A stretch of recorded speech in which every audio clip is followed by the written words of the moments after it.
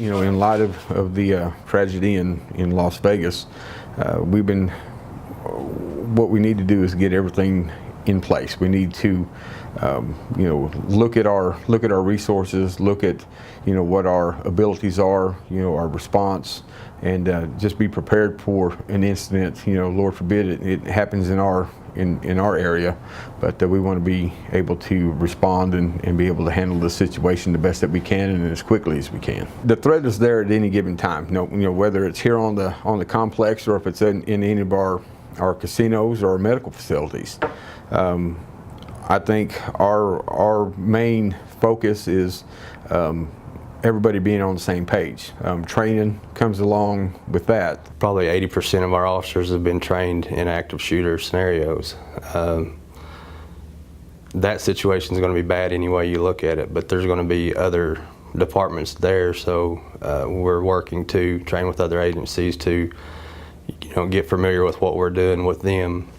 And when we respond to those type of situations, we already kind of have a plan of action that's set in place. Big thing is that everybody just has to be aware.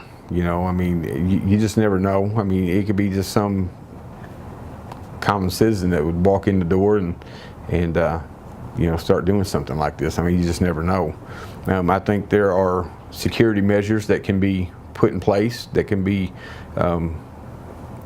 something that can be a big deterrent, for this. Metal detectors are one thing,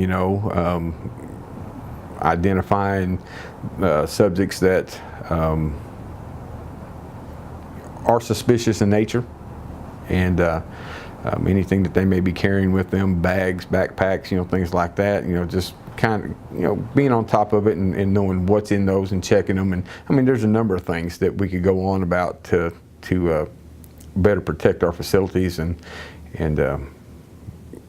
better prepare ourselves to respond in something like this. As a law enforcement officer, you better have that in the back of your mind every day you put your uniform on. You never know what situation you're going to run into. To have, being on guard all the time, this day and age, you better have your head on a swivel anyway.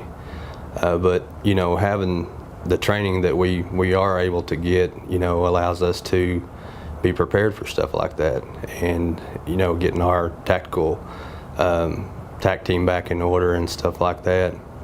Our primary goal is to reach out to smaller agencies that can help assist us, but also, they get the training that some of the smaller communities around and stuff can work with us together to get good training to be prepared for a situation like this and be able to act. It's better to be safe than sorry, as I see it. We encourage our patrons, our employees, that if they see something that just seems out of place or something that don't look right, by all means, you either give us a call, or if you're in the casinos or wherever you're at, let somebody know, so that we can get the word, we can get response out there, and we can handle this before anything really goes bad.